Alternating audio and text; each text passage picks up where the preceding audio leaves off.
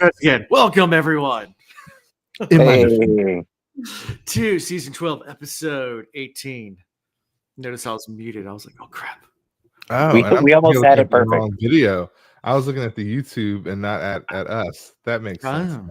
Yeah, it's delayed. YouTube is delayed. Yeah. To How my are my defense, levels? I How are my wasn't levels? late. Your levels are great. Okay. I You didn't have a sound link, so I beautiful. wasn't late. Do I sound beautiful? You sound so sexy. Sounds good. So, how's everyone doing tonight on this very, very hot day? It's toasty. It's I'm not complaining about the heat though. dude. My I'll my take this AC, over winter all day. my AC in my house can't keep up. Like it's so hot in this house. It's bad. It's brutal. That's the advantage of being bottom floor of a condo. Mine's still at 68 degrees. If we do the oven at night while we're cooking, it'll bump up to like 71. But Dude, my house is it can hit 85. 68. 85 right now. Oh no. Yeah. 85 inside. Mm-mm. Whew. Yep. I couldn't sleep if it was that hot inside. It's toasty. It's toasty. It's all right. I got lots of water and stay hydrated. So that's what we'll do. I mean, I would sleep, but it'd be so not peaceful. Yeah. I'd have to have the biggest fans blowing on my man parts. No Yeah. blanket. Get one of those fans that goes under the cover. Yeah, right. You know, Oh those yeah. would be dope. Yeah. Well, quick announcement. He didn't give me permission to do this, but he shared on Discord, so I'm going to do it anyway. So String Flame, one of our longtime listeners and supporters of the show. Yeah. You might have seen him in chat before. Awesome. Yeah, so he posted this on our Discord channel as well. So I'm going to post the link in the live chat, but I'll also put it on the podcast when it releases as well. Hopefully that went through. I don't know if that worked. Okay, that worked. Show. Does it actually show? No, it doesn't show the whole thing. Yeah. Anyway, it's on the Discord. If you go check out the YouTube General Talk, during the wildfires in Alaska, his whole house burned down last weekend. Oh, So, so he started a GoFundMe, lost everything. So, oh yeah. that sucks. Oh, it's shared in two Sorry, different man. spots. It Yeah. did like, I want. It's too big for one link. So yeah, Yeah, go check out our Discord channel. It's under YouTube General Talk under that channel in our Discord. I'll post the link to the actual video and to the podcast episode when it releases as well. So if anybody feels like donating and helping out String Flame, one Holy of our cow, yo, this picture is absolutely crazy. yeah, it's pretty bad. Bruh, I'm so sorry. Yeah, so go help him. Help out one of our listeners. Definitely. You know, Definitely. he's one of the Wheel of Time fans and good fan of our show, and we need to support those people too. So I would hope someone would do the same for me if my house burned down. So I'd come and look at it with you and go, man, that sucks, man, Alan. it sucks. Yeah, I know you would.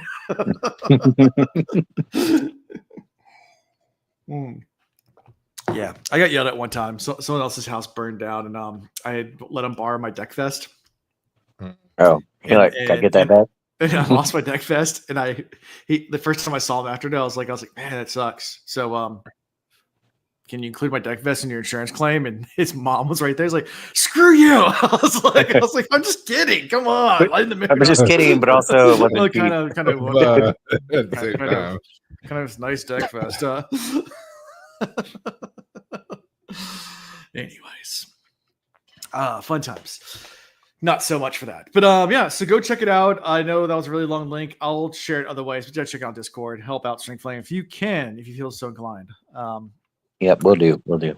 So yeah. Other announcements going on. And Chris just left. So I guess he just decided to be like deuces. Personal life. Let's see what's going on. It's hot. Did some yard work this weekend, but it was too hot. But still managed to mow the lawn and do all that stuff. That's I mean, nothing's really going on in my life at all besides yard work, and hang out with kids. We haven't been really doing anything like crazy fun. I don't think. I'm trying to think. It's too hot to do anything crazy fun. It is. It's been way too hot. So like, we bought a slip and slide for the kids, but we hadn't set it up. That was today, and a bunch of like sprinkler toys. You can plug into sprinklers and does like all the crazy like spray water everywhere things. So they can just run around the water. Yeah. Do you have the slip and slide version where it has like the little pool at the end that you land in, or is it just the plain? It's just the plain, but we can make something at the end. Yeah, if you do like the pool at the end, if you have an ice machine or something, just throw a bunch of ice in there. On the hot days, that is money. Yeah, I have to check it out. Yeah, we went to a book sale. Our local church had like a book sale, so we went to that, which is kind of cool. But I sent you a picture of one of the books I found. It was like weird, bizarre stories and stuff like that. But like their fantasy section was like 2 Isaac Asimov books and a bunch of Star Wars books. And I was like, man. If you're gonna crack into sci-fi for the first time and you go Isaac Asimov, I mean, you could do worse. That's a good starting point. Oh, it's not bad at all. Don't get me wrong. Like just lack of variety.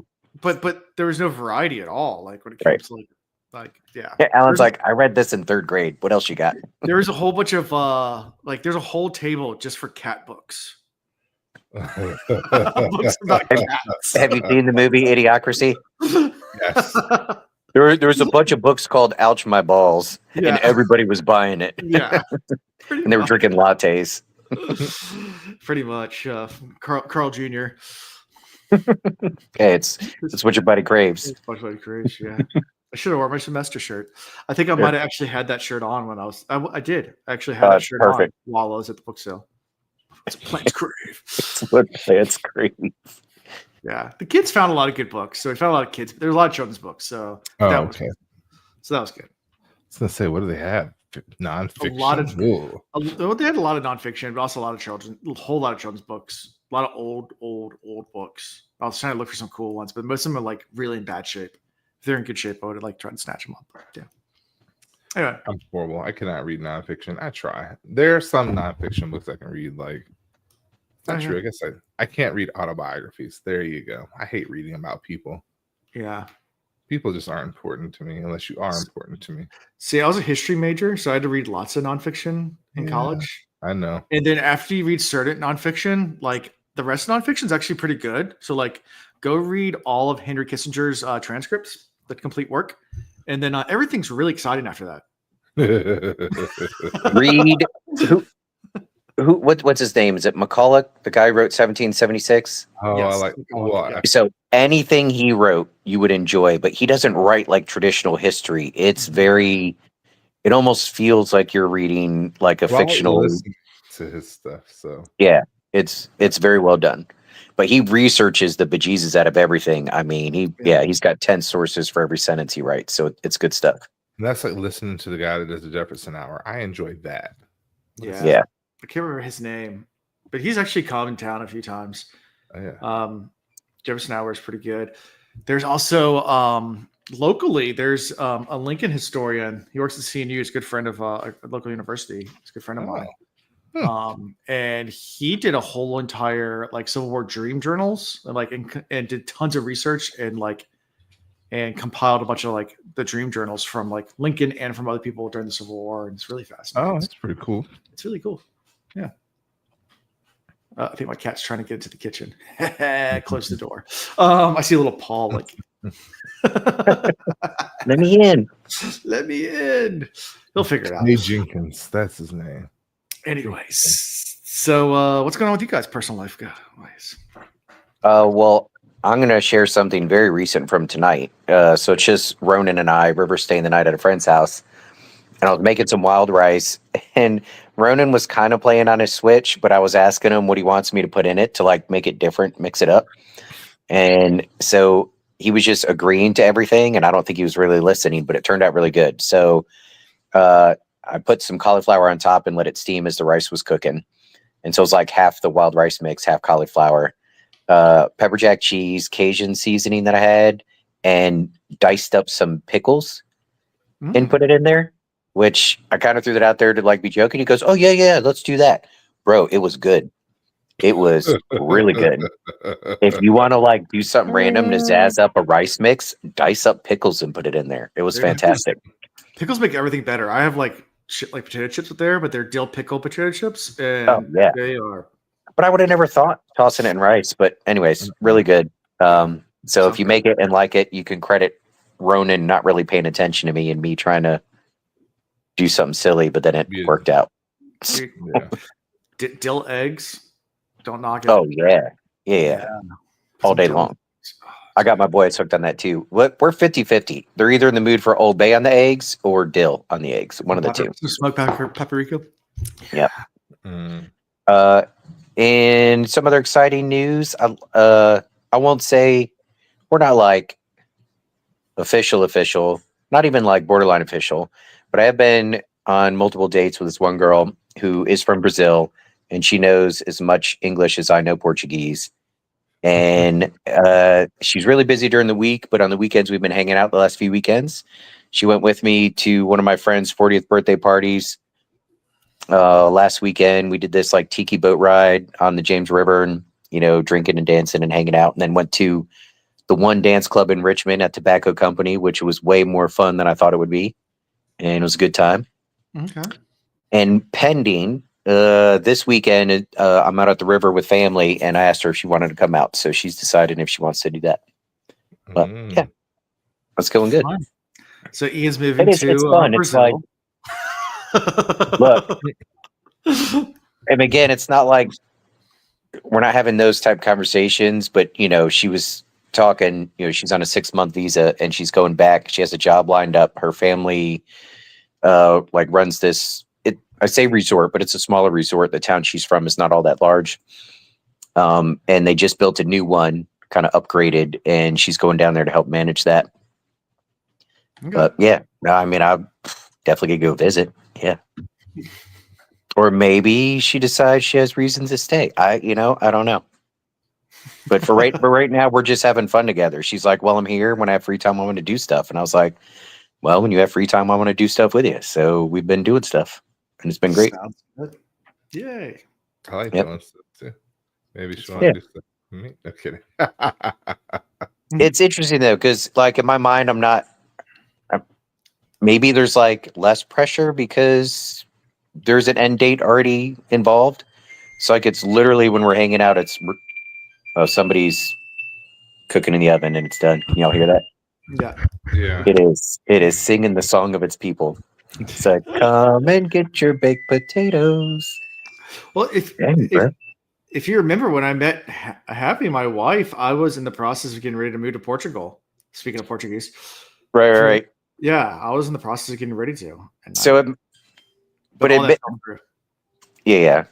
makes it like, well, it's different. I don't know. Maybe it shouldn't be different. Maybe this is the way I should have been doing it all along. But like every time we hang out and spend time, it's like literally we're just having a good time doing that and not thinking about what is it going to turn into.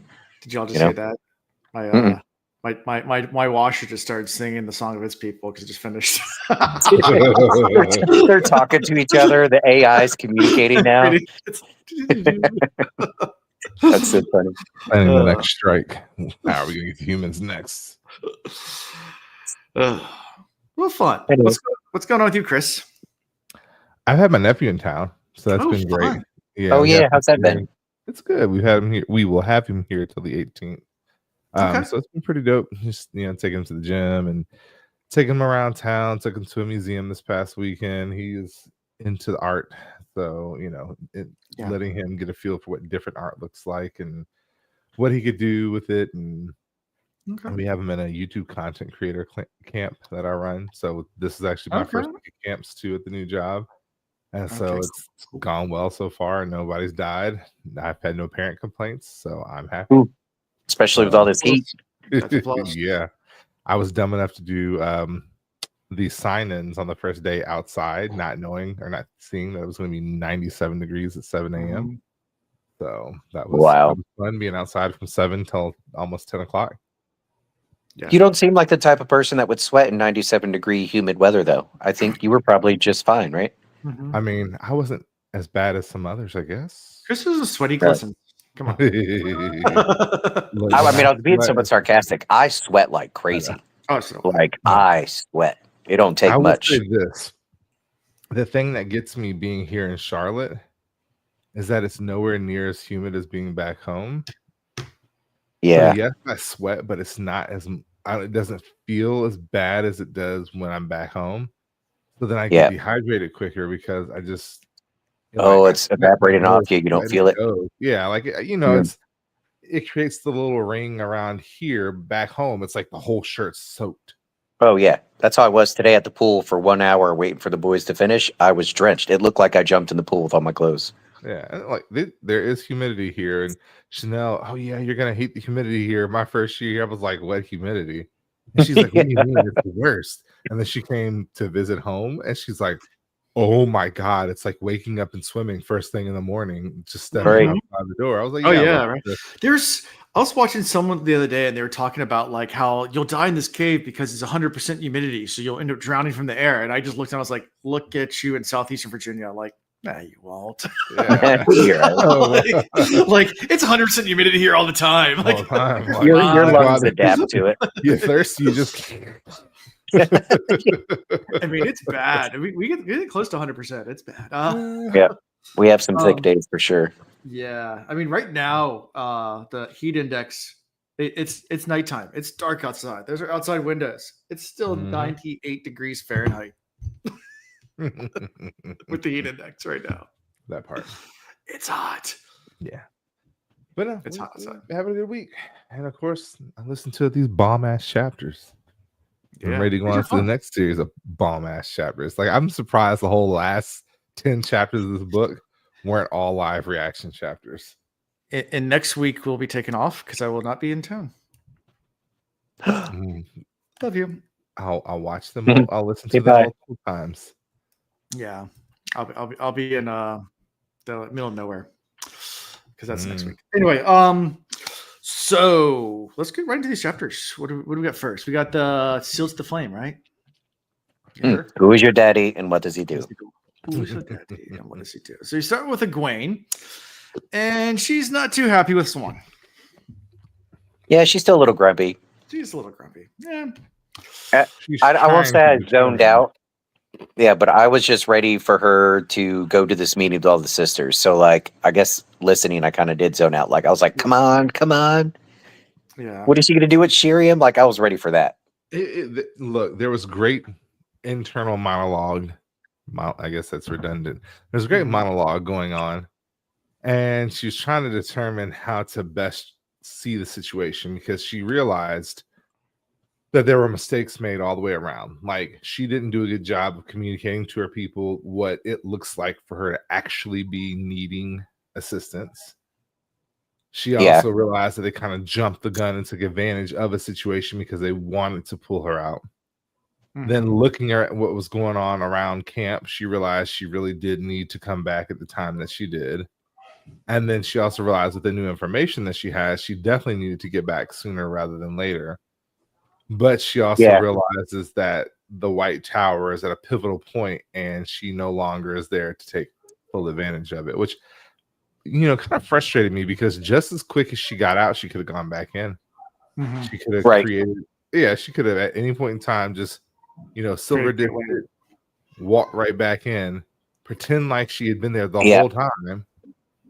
Yeah, and we almost got to jump to the end because I was going to say that exact same thing, but I was saving it a little more for the end of the chapter where essentially she's like, all right, by the way, we need to hurry up and take care of business here because then we're going to go whoop some at the tower. Like we're going to invade, like fight. And I'm like, how do we get to that? Why wouldn't you just zap yourself back in and continue the mission or negotiate? I feel like they're in a better position now to have a conversation about it than they ever were. I do think a little bit of desperation has set in. And the realization that there's so many of the Black Ajah around them. And there's not enough time. Not enough time. Like, she's just got to... Oh, and she thinks Elida's still in the White Tower. She doesn't know Elida got scooped up. That's true. She doesn't know that part. So it's still a little... I don't know. Yep. Maybe I'll change my mind by the end of this episode, but it still feels like she does. She also doesn't know what we know. Yeah. Right. Yeah, as a reader. But before we get to that conversation inside the tower, we Gawain does have a conversation with her too. We have a little bit of a feisty conversation there. I need a DTR. Are we Facebook official or what? Egwene, you will define the relationship. And you will treat me as Armelin, not just a girl. I like her response to, and I don't want to make it sound like Godwin was being a jerk. I don't think he was here. I think it's fair that he was trying to have the conversation, but she was also like, she had a really great response. She was like, if you're going to be with me, you need to understand that I'm Egwene and I'm Amerlin. I'm Amerlin first and foremost. That comes first. And right now, that's most important. There will be time for you to have a conversation with Egwene and we'll work that out, but it ain't happening now. And Right. for her to be able to compartmentalize like that is, I think, great. Right. There's going to be, even in this end of time scenario, like she doesn't want to totally lose her humanity as Amerlin. So like hopefully she finds ways to take care of herself, Egwene, as well. But in a position of power and authority and responsibility like that, to be able to turn it on, turn it off, Right. that's good. And it was good that Godwin heard it. And hopefully he doesn't turn into a crybaby. Yeah. Yeah. And then he also questions her, like, "Are you going to really attack the tower?" And she's like, "I'll do what I must." Like, your allegiance needs to be to me, the Amelin. So yeah, if I'm going to attack the tower, you're behind me. That's how this is going to work. Oh, did you put up Wadaholic's quote from the book there? We talked about this kind of at the end of the last episode when she was like, I'm definitely agreeing. And I was like, you know what?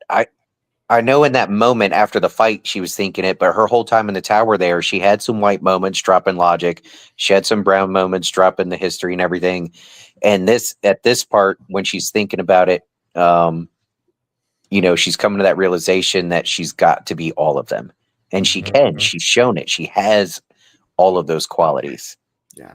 Like it's like when Swan was talking to her the other day in the dream world, and she was like, wait, you are Amerlin. And Egwene was like, you've been saying that. What do you mean by that? She's like, no, I know I've been saying it. I mean it. But like now I know it. Like you are. Yeah. Mm-hmm. So yeah, that was a great realization of hers. Yep. And then we switch over to Jesse Bilal, who is in the tower. The Ajah heads are all meeting to decide what to do after this catastrophe. And they're just bickering about who's to blame, and they're not really getting anywhere, but they all kind of agree that they need to raise someone up to a new Amelin since Elida's gone. Wait, this is the shadow government talking, right? Yeah, this is the sitters all talking. Yes. Yeah. Which is a new thing. I mean, well, we kind of assumed there was people in the background running things, but this is the first time that we really have a come on with that group. Like we actually see them interacting and having a conversation, and they're like, "Hi." They're like doing their things. Yeah, you're in the camera. Hey, bye. Oh, she looks happy. There it is. Anyway, oh yeah, like it's the first time I've seen this interaction, and it was just really kind of cool to know that even within this big, like powerful thing that's happening, there are also other people in there that are like making magic happen. Just interesting to watch. Yeah. Their conclusion though. Yep. What? Yeah. They're going through and talking about who they can raise. Like, well, we probably shouldn't raise a sitter because they're too strong from any one Ajah, and we don't want that power dynamic anymore because Elida was just horrible, a disaster. I think is what Edalorna says. And they're going through and it's like we need someone young but someone that's powerful that can and then I think it's Adalorna who actually says, well, there is the one, and they all know, and everybody knew what she was talking about. Everybody knew. They're like, yeah, but you know what their reservation was?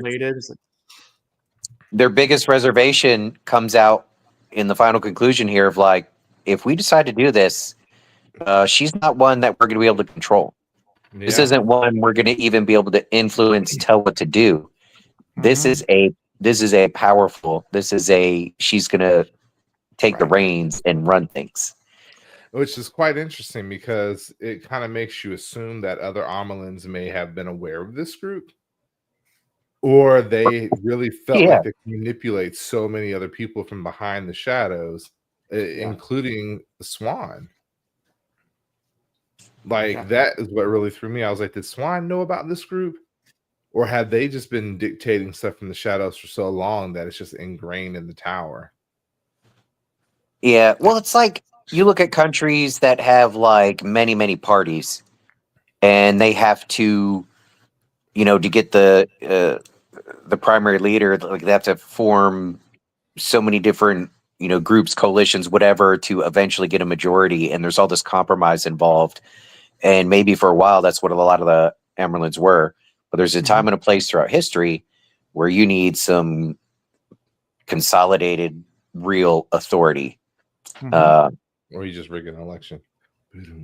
Well, I mean, there's that. But there has been a time and a place for it. Well, and not to go too far down the philosophy rabbit hole, but like the greatest, purest, best form of government is the benevolent dictator. Yeah. It's just like human beings are really incapable of doing it. There's only a few throughout history that have come close to it, did it for a while, but inevitably that power kind of corrupts itself. After the Jedi's attack on my life, they've left me scarred. So now we will form the first ever galactic empire. Woo! Yeah. Pretty much. Yeah, something like that, right? It's how liberty dies, with thunderous applause. Sorry, Ridge of the Sith quotes. Yeah, no, it's it's on point though. Yeah, it happens a lot. I mean, Julius Caesar was a yeah, I was thinking one. He was necessary and actually did pretty good for a while. Yeah. For his time. I mean, there's some crazy stories about Julius Caesar too. Like the time he got kidnapped by pirates. You ever hear that story? No. Yeah, so he was kidnapped by pirates, and they treated him well because they wanted to ransom him. And so they didn't put him in jail. They just got him on deck on the ship. And there's like this story like where he actually went to them. He's like, well, how much are you going to ask for it? And they were like, they said a price. It's like, no, I'm worth a whole lot more than that. You need to ask for a whole lot more. Like, he's like, trust me. Like, they will. I'm a general, and this is the time he was a general in the Roman. Yeah. He's like, you'd ask for a whole lot more. And they actually let him negotiate his own ransom. And then he ended up getting the money himself and turning around and killing all the pirates. Like once he got released, he's like, "All right, now I'm just gonna kill you." It's like, that's idiots. A boss move. Like it was something. It's a crazy story. Like look at the pirates capture Julius Caesar. It's great. I'm gonna look that one up. That sounds awesome. It's a hilarious story. Yeah, it's a pirate story is awesome, but he also wrote the story. Good point. So who knows whether? Yeah. Yeah. So he does his own PR, huh? Yeah. Didn't work out in the end, though, did it? It's still a great story. Whether or not it's true, we don't really know, but it's still a good story. Yeah. So like I said, at the conclusion at the end of this is, they first say like, well, obviously her exploits has been, exaggerated. Everything she did during the battle is exaggerated. And Adalorna is just like, no, I was there. Yeah. Actually, it's more than what people have been saying. Yeah. I don't even know how to describe it. Yeah. And they're all like, okay. So it's going to be funny, when Egwene rides in, they're like, oh, her Emlyn's back. And it's like, and she starts shooting fireballs. You go to attack and they're like, hey, we just elected you. Yay. What? That's what I'm waiting on. You did what? Moment. Look, she's coming back with a whole crew to help us rebuild. Okay, yeah. Coming back to do what? Or they're going to declare a ceasefire and then immediately launch fireballs at each other. Yeah, something like that. Too soon. Swan. Switch to Swan's point of view. Swan waits for the hall meeting. The hall is sealed to the flame, and she's speaking with Gareth Bryn. And Swan says that she thinks she might have lost Egwene's trust. And they have this little talk, and that's when Gareth also mentions his final demand, his second demand, or when she demands to know his final demand. Yeah. He's like, He's like, well, after all this is done, we have to keep everything that's important first. Once all this is over with, well, you will marry me. Marriage. And she felt it in the bond, and he felt it in the bond, and they knew that it would be so. It was true. The question is will they make it to the end to have this marriage? Oh yeah. Okay. Yeah, this is gonna turn into one of our there's gonna be tragedy at the end for sure, but this is gonna be one of the happy moments. Okay. I hope so, but at the same time, after watching that episode, I'm obviously she lives past that episode in the books. Yeah, I know, but it's gonna be a dual wedding, and Moraine and Tom are gonna get married at the same time. Nah, okay, I can see that. I mean, Chris just got excited. Yeah, no, I hope y'all were watching. He lit up. That one is gonna happen. So I've never seen you jump to a smile so quick. You had this look on your face, like I don't know. Oh yeah, that could be a good way to do it. That'd be the way to do it. Say, sign me up. Yeah, I'll be wedding planner. Hell yeah. Exactly. Yeah, on a unicorn, precisely. Nailed it. And Bella can take Swan down since she's so afraid to ride a horse. Right. You gotta have some Bella.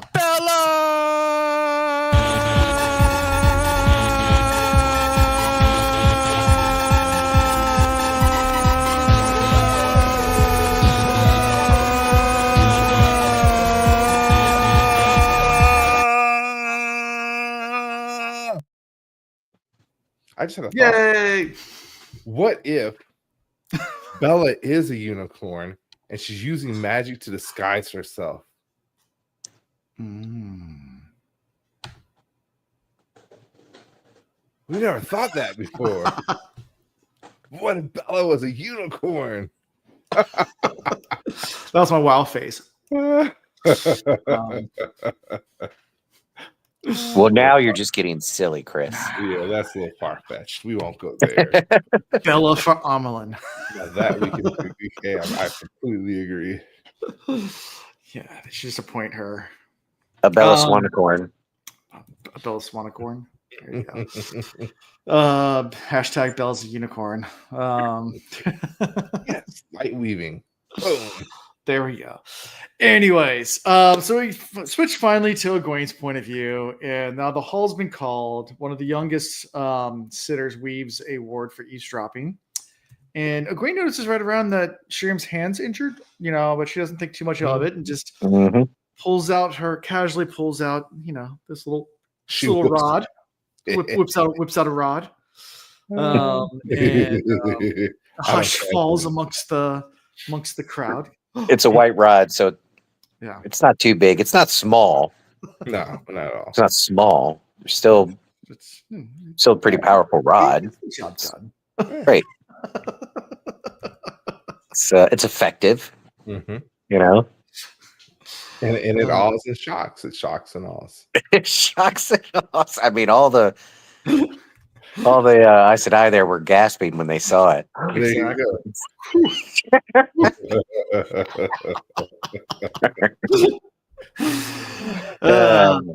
So Egwene makes I her love big never growing up. Yeah, she makes her big announcement. She says that she's been told that Black Ajah exists, and there's gasps from that. People clutching. Well, she takes the oaths first. Yeah, she takes the oaths first. Yeah, she takes the oaths. That's the important part. Taking those oaths. She takes the oaths. Immediately. Now you know I'm not lying. The Black Ajah exists, and there's gas over. It's like, oh, come on, guys. Don't even gas. Everyone knows. Everyone knows this. I'll do you one better. I will do you one better. There are people here in this camp. In this room. And I know who they are. And he's like, and I know who they are. So we're going to have everyone go and let me back up because she embraces the source first. That's the first thing that happens. She tells everybody else to drop the source. She's and like, y'all don't need it. Y'all don't need it. She's like, I got this. Yeah. If anything needs to get got, I'm gonna get got it. And she's like, I haven't stretched this muscle in a while. I've been under the fork root for a minute. I'm ready to go. As soon as she announces her plan that they're all gonna take the oaths off and re-swear the oath and then say they're not a dark friend, Sharon immediately starts to try to grab for the source. Of course, Egwene's ready and just throws a shield right at him. I'm like, yep, gotcha. Gotcha, bitch. She's like, Shirian, why would you try to embrace the source? Like, It's just reaction. I'm just reactionary. I'm I'm not a dark friend. I'm not. And they start asking a lot of questions of her again. And she's like, no, your hair's red. No. Huh? Wait, what? Got her. I mean, I didn't know what I was saying. The water. I believed it. Start. Yeah, it's like, how about you go first then? Here's Yep. Nope. Yeah, and then someone else tries to run. They capture her right away too, and they're like, "Yep, all right." So they go through, and everyone that's in there take their turns. They all go through the process, and then she announces that that there are more in the camp. They're going to have to do this whole strategy where they're going to have to try to get them all at once. At least as fast as possible. That way, it all had to be done soon because by the end of the day, they're marching. Yeah, and there's still the chance that there are some that she's not able to identify because it's not 100% perfect list. Yeah. So they got to be on the lookout for that. Yeah, and Ramada goes first with the Oath Rod. Lelaine follows, improves themselves, and they work their way through. And once everybody's fully done with that, they make a motion to accept Egwene's plan. It's unanimously accepted because this is kind of this has to be done. And she's like, I think what she said, there's 70 other ones within the camp. Is it 70? I don't remember the exact number. So it was a big number though. It's big. That's what she said.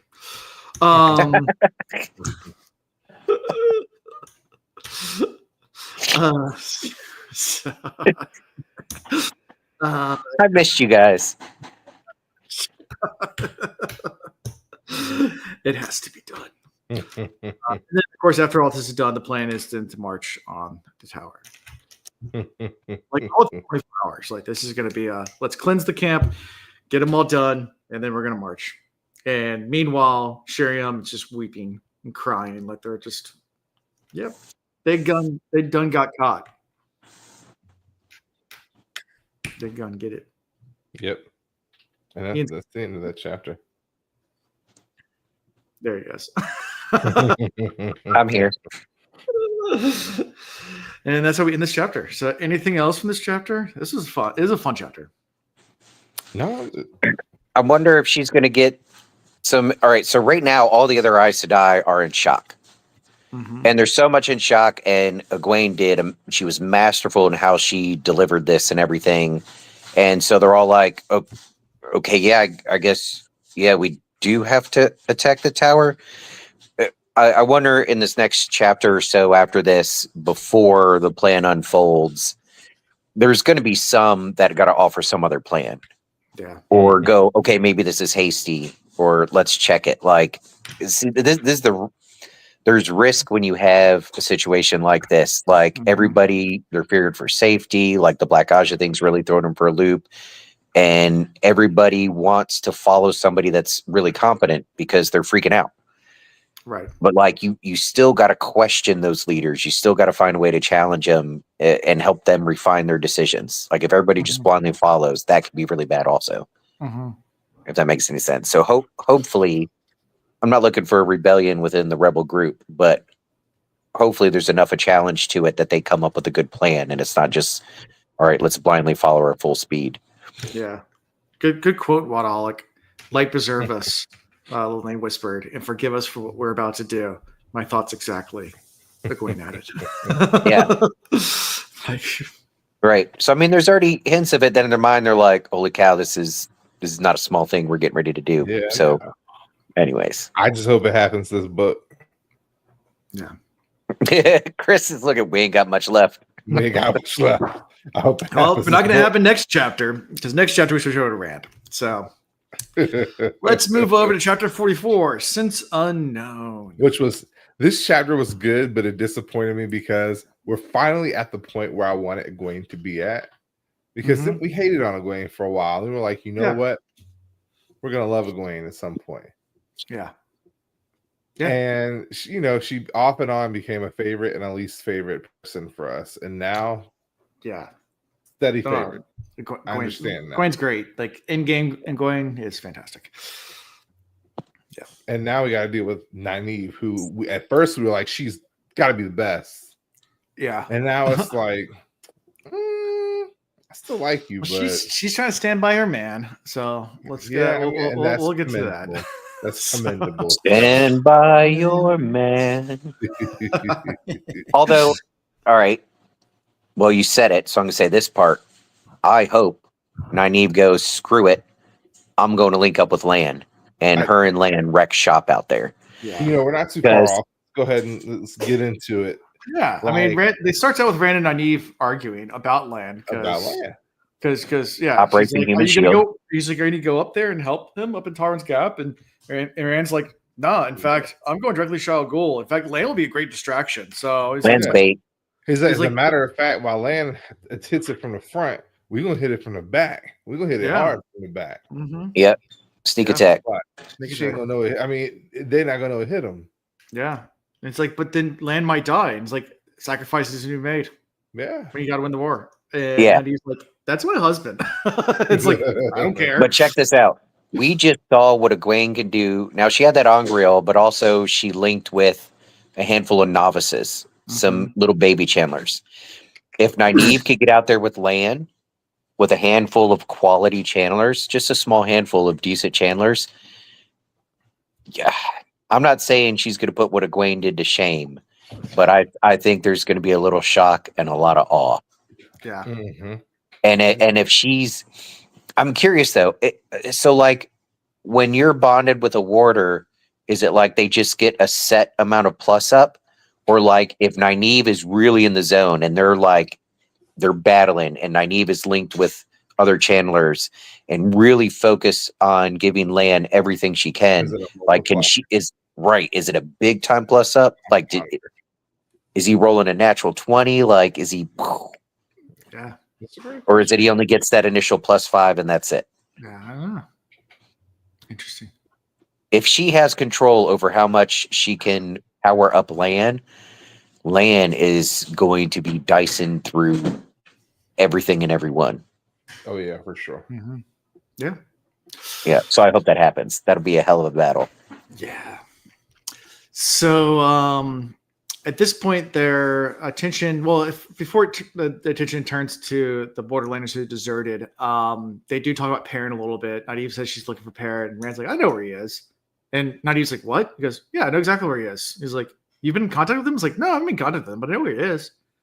And she's like, how's that work? He's like, I'm not gonna tell you. Like, I know things. All right. What I thought was funny was that you're not very good at lying. You do know that, right? Like you're supposed to be and you just do a pitiful job. Yeah. That's a compliment though. Yeah. It is. I suck at lying too. Yeah. So at least to my mom. Apparently my lip quivers, she calls me out every time. I don't even try anymore. Yeah. Yeah. Dumb shit. I'll see you later. Well, at least you're honest. Exactly. Now,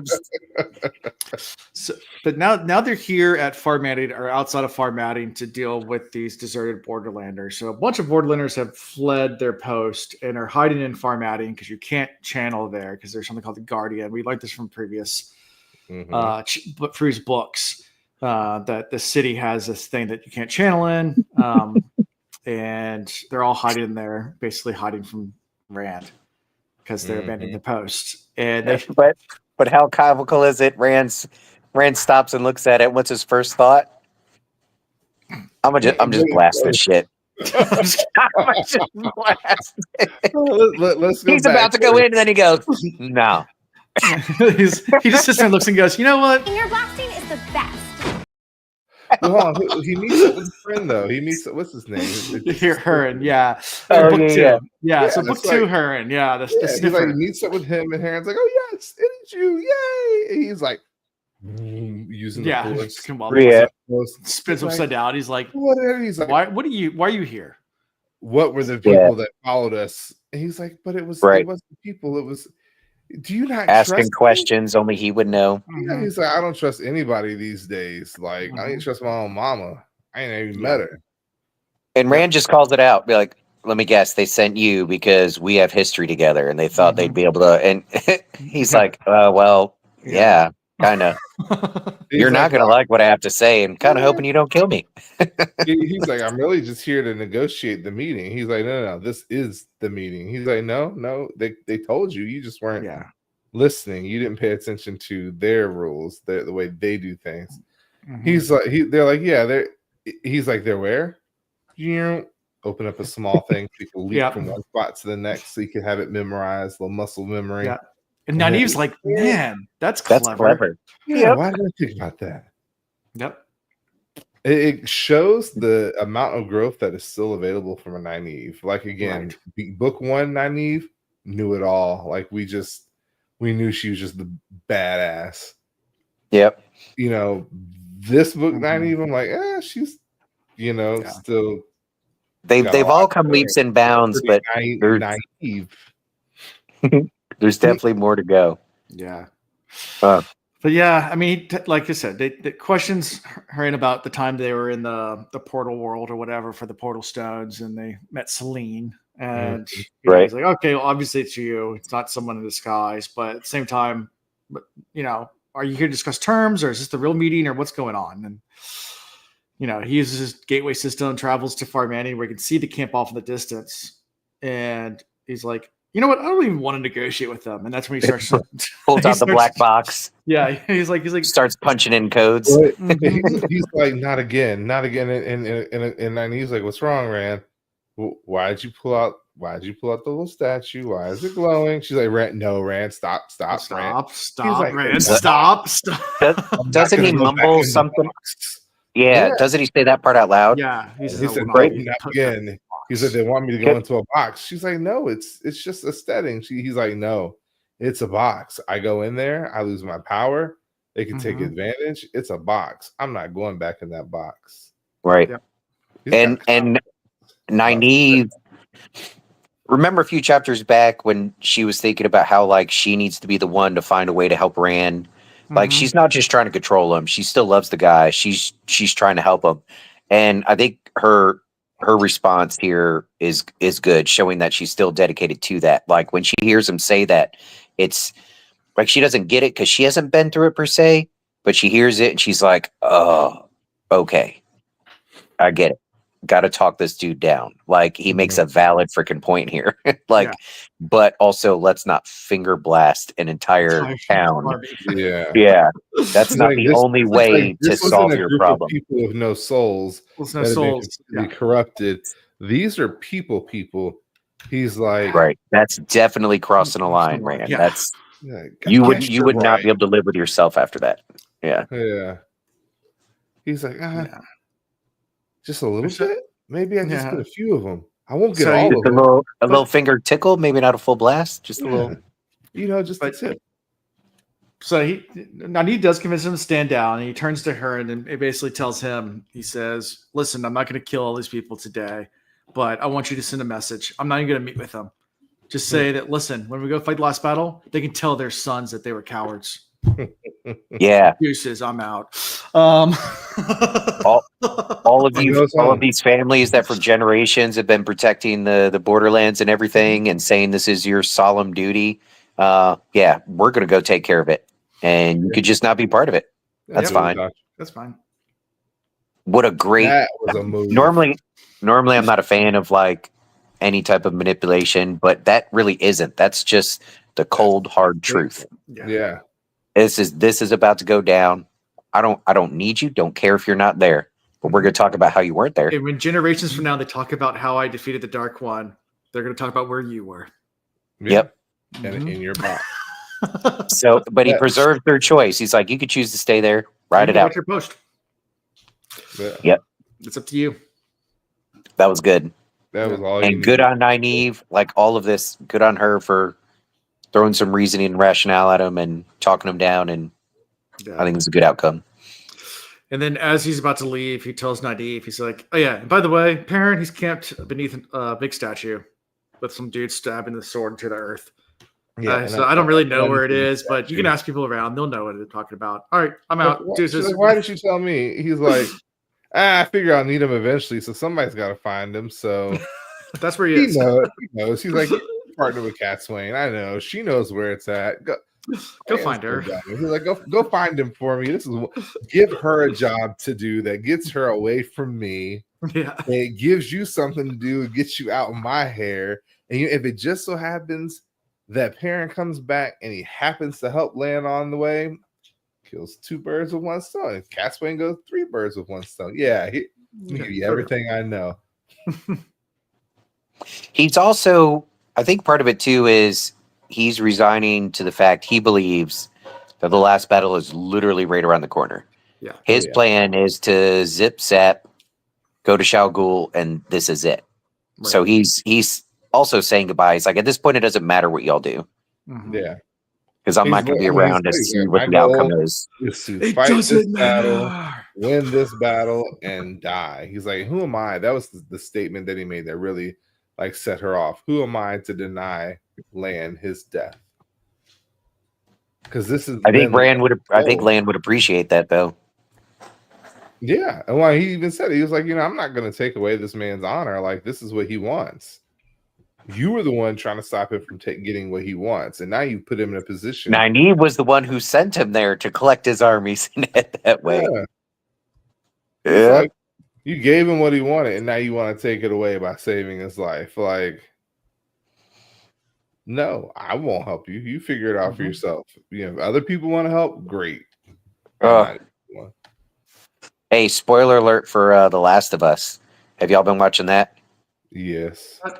And when he was in his therapy and like breaking down about what he did to her to make her so upset. Yeah. And when I won't say it in case people haven't watched it, but when he said it and started crying, I was like, ugh. Like what an ethical dilemma. Like he did the right thing, but he did the absolute worst thing. Mm-hmm. But it was the right thing. It reminds me of this clip. Hold on. Let me see if I can share it because I don't have it loaded in, but I can share the YouTube video because I pulled it up. Here we go. You ready? Mm-hmm. Boom. Bam. Pow.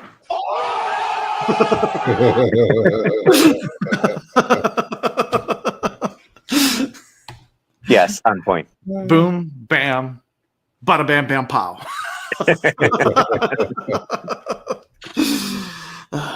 And then Rand's like, can I just go do my thing and then die now, please? Y'all do whatever. Yeah, he's like, have fun. Yeah. Say bye. Anyways, fun times. So then we switch to, I guess we're kind of in Nynaeve's character still, but it's following Nynaeve to Tears. We leave Rand. Nynaeve goes to Tyr to visit Cat Swain to bring her the news. At first Cat Swain's like, why do I care about this? And it's like, Cat Swain, Rand just tried to kill an entire army, all right? Like, and Cat says, okay, all right. Yeah, he almost wiped another town off the map. Yeah. Like forever. Future and past gone. Yeah. And Corell in the corner's like, it doesn't really matter anymore. Like, we already know he wins. And they're like, huh? What a dummy. She's like, yeah, men already saw it.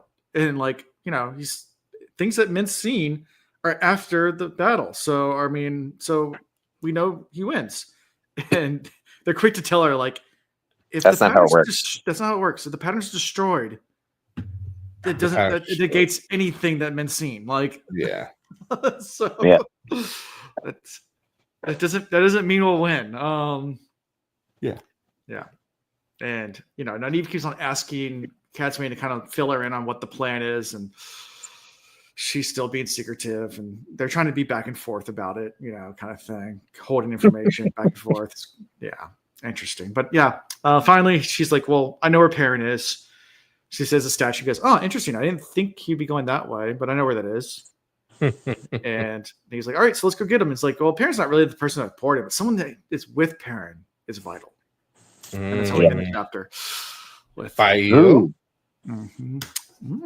Fail, maybe. Who else is? Or maybe she thinks Messina's still alive. That boy will laugh again. I didn't live this long to fail now. That boy will laugh again. I want to know what prophecy she knows. Or maybe she's I'm related still to leaning towards her being a bad person. Nah, I'm not gonna go there anymore. Not gonna go there anymore. Nah. This is Auntie's grandmama's sister. What if during the joint wedding and they were like, speak now or forever hold your peace, and she's the one that stands up and tries to stop it? Then what are you going to think of her? She would never. She didn't have time for that. Okay.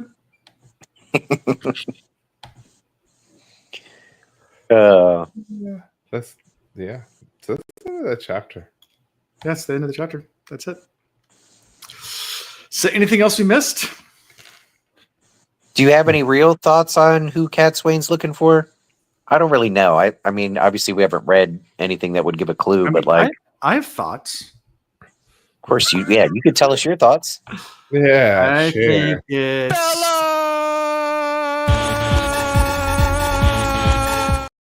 See, Ian's getting pissed about that. So never mind.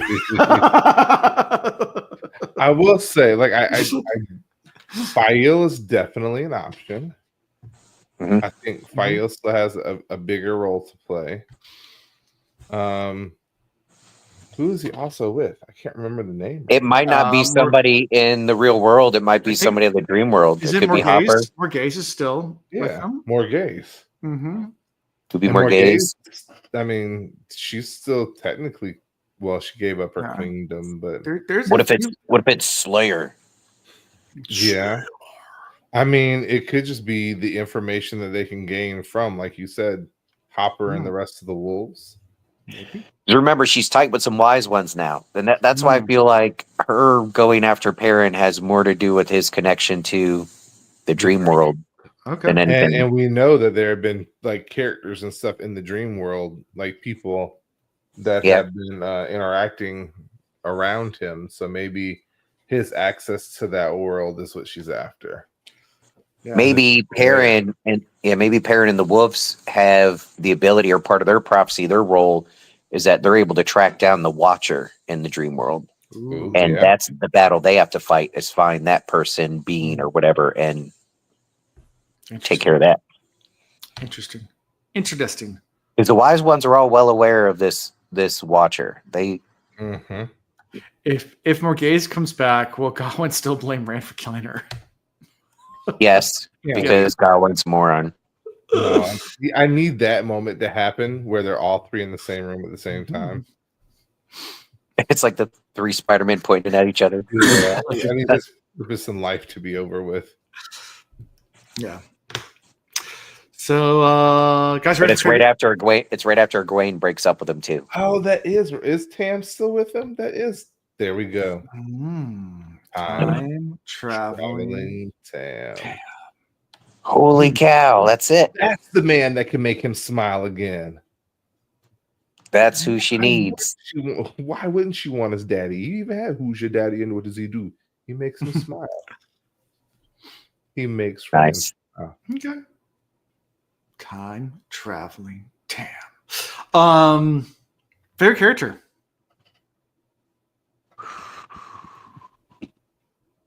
Can I go with Egwene? No, too obvious. Egwene is too obvious. Great. Egwene's great though. She is great. But Egwene, what are we? Are you my girlfriend? That's not Gawain.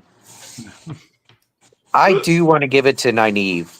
Okay. She's struggling with so much. Like, she has every reason to lash out and be really pissed at Rand. Her staying focused at that moment, and it wasn't just to save that town. Yeah. She still has that love and that motherly instinct for all of her Edmund's fielders. She's still the wisdom. She's not left that. So she's looking after Rand. And I think a lot of that has to do with like her knowing he can make some excuse for what he did before, and all those people were, touched by Grendel, and they could have been saved. But Rand, as messed up as he is now, if he'd have taken out that town, that would have devastated him. Yeah. There'd be nothing left of Rand. So her stepping in, yeah. I want to pick Sheriam, just because she tried her best to keep the Dark Friend going, keep the people alive. She tried. I'm going Hurin. Hurin is my pick for this go around. Hurin. All right. Yeah. He was a clever character here. Yeah, he did a good job. He stayed loyal. Rand definitely didn't do him any favors, but he stayed loyal to Rand. So, and he knew he was getting in a dangerous situation, but he's still chipper about it. Like, Rand, bro, I missed you. It's good to see you again. Yeah. This situation sucks. I get it. You're not happy. I get it. But it's nice seeing you. it's like he expected this. Like, you weren't listening. He's like, you just couldn't comprehend what they were saying, but it's okay. I got you, dog. Yeah. Yep. Oh, what's that smell? That part, we never got the answer to the smell. No. It was up, dog. What's up, dog? Yeah, we're 8th graders again. Next week we're doing 3 chapters, and I not next week. In 2 weeks we're doing 3 chapters because we're off next week. And I even hate to tell you the chapter titles because you guys are going to be upset that we're going to take 2 weeks to do this. But next chapter is The Tower Stands. Mm-hmm. And then To Be Forged Again. Ooh. And then The One He Lost. Oh. Who is he? Well, I'm going to listen to him I'll do you tomorrow better. and then pull How my is hair he? out. What is he? What is he? Why is he? Maybe this chapter is all about Gareth Bryn, and maybe this is where Mama comes back. And Gareth is like, oh, I have a new love. As a matter of fact, I'm pretty much engaged now. And she was under control, under spell. Mm-hmm. So she can't be held liable for her actions, and she might actually still love me. Ooh. Nah. Yeah. Could be Gawain getting diced. Whenever the rebels head towards the tower, there's going to be some tragedy. It's not going to be the lines run up to each other and then hug it out. There's going to be some tragedy. And we saw a taste of it when Gareth Bryn was watching Gawain. Yes, he was impressed with how Gawain could handle himself with the sword against 2 of the Seanchan. Excuse me.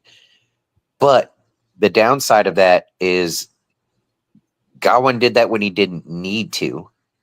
And he's way too full of himself. Mm-hmm. And so he's kind of a character that's primed for going out with a bang. He'll probably do a little something flashy and then, catch something from a Black Ajah to the chest. But would losing him be that painful?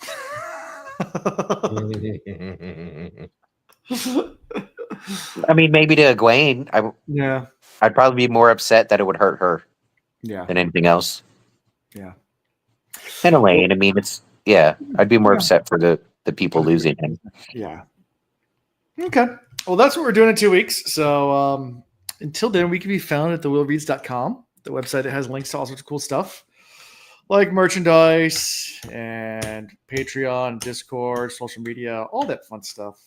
And like, subscribe, comment, write reviews, do everything the normal algorithm stuff. We enjoy it. Yeah, we appreciate it. Yeah, we do. We very much appreciate it.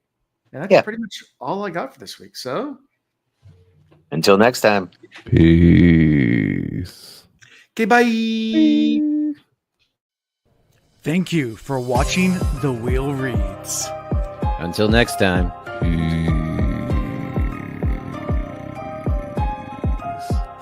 Okay, bye.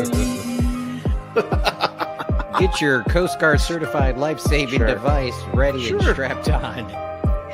Oh, where are we going tonight? What kind of strap on you talking about? Sure.